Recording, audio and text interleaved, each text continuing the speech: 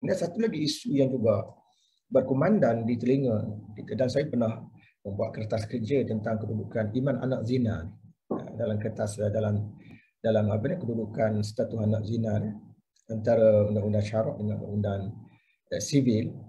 Benda ni telah saya sentuh saya ingat 10 tahun lepas dah. Iman anak zina ni kadang-kadang menjadi sebutan pada masyarakat. Apabila masyarakat tahu tu iman itu walaupun dipakai serban, dipakai jubah, tapi dia anak zina. Jadi masyarakat kita kurang selesa. Kurang selesa itu makna tidak sah ke? Tak, hukumnya adalah sah. Jadi para ulama berbeza sebenarnya pendapat status iman tentang status iman anak zina ni kepada dua golongan. Golongan pertama berpendapat iman anak zina adalah sah, tapi hukumnya adalah makruh. Mana sah, cuma dia makruh. Makruh itu pasal apa? Pasal kalau ada iman yang bukan anak zina. Tetapi tuan-tuan perempuan dan mata Allah, dalam konteks sekarang kita tak tahu latar belakang iman tu. Sebab iman tu bukan jadi iman di kampung dia. Kalau jadi iman di kampung ni, memang orang kampung dia dapat mengecam bahawa dia ni anak zina dulunya. Daripada kecil dia anak zina. Tapi kalau dia menjadi iman di negeri lain contohnya, dengan dia pakai kutuah merah, serban dan sebagainya, kita tak boleh nak kata, kita tak dapat nak mengesah latar belakang dia. Jadi kita ambil pendapat golongan pertama mengatakan sah hukum makruh, tapi kita tak tahu sah hukum. Kita ambil sah. Dia merupakan pendapat ulama mazhab Hanafi pun kata begitu, dan Syekh Baddaniji dalam kalangan ulama mazhab Syafi'i. Seperti yang dinukilkan oleh Al-Imam Nawawi dalam kitab Majmu' Syarah Al-Muhadzab. Antara alasan dikemukakan, dia kata ghalib yang berlaku pada anak zina ialah biasaannya mereka adalah orang-orang yang jahil kerana ketiadaan orang yang sanggup mendidik dan mengajar ilmu-ilmu syarak. Nak ceritanya begini, pada zaman dahulu, anak-anak zina ni anak-anak yang terpinggir pada masyarakat, dia tidak diberi ketentuan. Anak-anak ni juga tidak diberi pelajaran. Tetapi hari ini, dewasa ini kita lihat, di negara kita, anak-anak zina ni tidak begitu. Kita tak nama anak dia zina, kita punya anak tak sah tarah. Anak tak sah tarah pun sekolah macam biasa, seperti kanak-kanak yang lain. Dan mereka juga mendapat pelajaran. Bukan ada di antara mereka menghafal Quran dengan baik, mengatasi anak-anak yang tidak, anak-anak yang sah taraf ni. Apakah mereka ini tidak boleh menjadi iman? Sewajarnya bagi saya lah, kita ketengahkan mereka dan kita ikut pendapat ini. Ikut pendapat ini. Apalagi pribadi seseorang ini tak wajib kita bongkar. Pribadi seorang itu dia anak zina, tak ada zina, tak wajib kita bongkar. Selain itu, orang ramai tidak ingin beriman ke anak zina jika mereka mengetahui bahkan kehadiran anak zina sebagai iman menyumbang kepada kekurangan dengan ahli jemaah. Itu dia bagi alasan dia. Jadi alasan kita tidak wajar beriman ke anak zina itu walaupun sah tapi hukum makruh kerana dia boleh memberi kesan dari segi kekurangan ahli jemaah. Saya ahli jemaah zaman-zaman dulu lah. Zaman-zaman dulu mereka tak suka pada anak zina itu menjadi iman. Tapi dalam konteks sekarang kita tak timbul anak zina iman ni. Tak timbul sangat. Ya, anak zina ni pun dari satu sudut, dia bukan dari sudut iman ni saja, dari sudut lain pun dia tidak, dia nak kahwin lah. Dia boleh kahwin macam biasa. Dia boleh kahwin anak tidak zina. Ya, tak ada apa-apa. Sebab kesalahan tidak terletak di atas bahunya. Kesalahan terletak pada ibu bapa dia. Kenapa kita nak tanggung atas bahu anak? Sebab itulah ada beberapa Jawatan Fatwa, contoh di Perlis. Dia cuba membantu masalah kemurungan yang begitu teruk berlaku kepada anak zina ni pada masa kecil, kerana anak-anak zina ni begitu setengahnya dipinggirkan di sekolah sebab kawan dia kenal.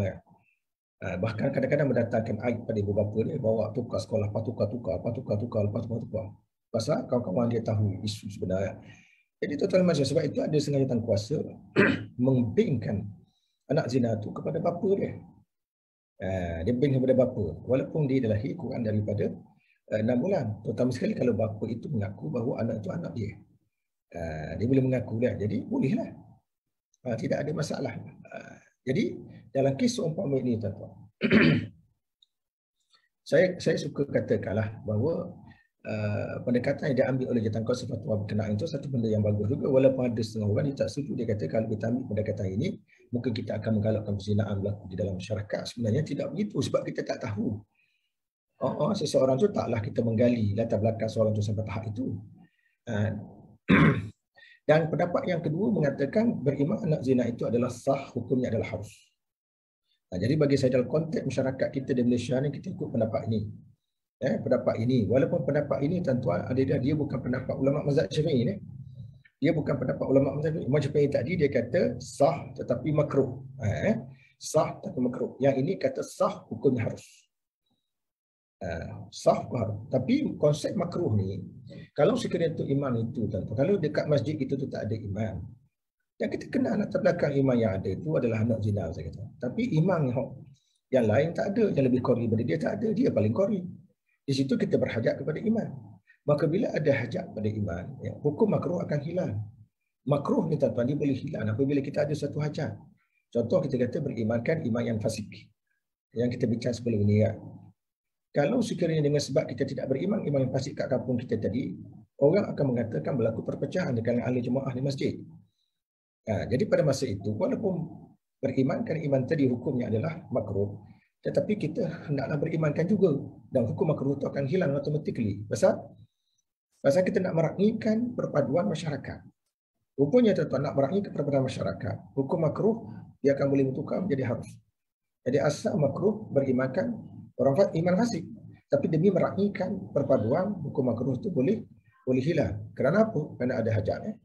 Sebab tu dalam kedua ni dia kata iman anak zina itu adalah sah dan hukumnya adalah harus. Asalkan anak zina mempunyai latar belakang pendidikan agama yang baik. Itu. Mana kalau dia layak, dia layak dia hafal Quran dan sebagainya. Okeylah. Kalau sekiranya dia tak layak, dia tak hafal Quran, satunya sama juga anak tidak zina. Yang tak baca Quran, tak hafal Quran. Kalau anak macam tu kita tak boleh jadi iman, yang ni pun memang tak boleh jadi iman.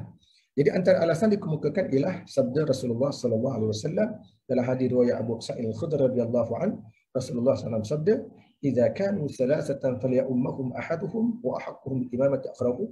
Iaitu hadis yang telah kita bacakan sebelum ini diriwayatkan oleh Muslim. Apabila mereka terdiri daripada 3 orang, hendaklah lantik salah seorang dan mereka sebagai imam. Yang paling berhak menjadi imam dalam mereka adalah yang paling banyak baca Quran ataupun yang paling banyak menghafal Quran. Di mana tuan-tuan dalam hadis ini Nabi tak sebut yang paling banyak baca Quran tu, Nabi tak kata, Nabi tak bataskan anak tidak zina. Maka anak zina tak boleh. Tak. Asalkan Nabi kata paling banyak apa Quran. Kalau dia paling banyak apa Quran, walaupun dia anak zina, bolehlah. Ya. Jadi, sebab tu saya sebut ni, menurut Ibn Nujayn. Ibn Nujayn ni ulama mazhab Hanafi, dia kata, misalnya menjelaskan jika hamba dan anak zina merupakan orang paling baik dalam satu kelompok masyarakat. Tidak makruh pada kedua-duanya untuk menjadi iman. Asalkan mereka tidak dipandang hina oleh masyarakat. Ini Ibn Nujayn. Jadi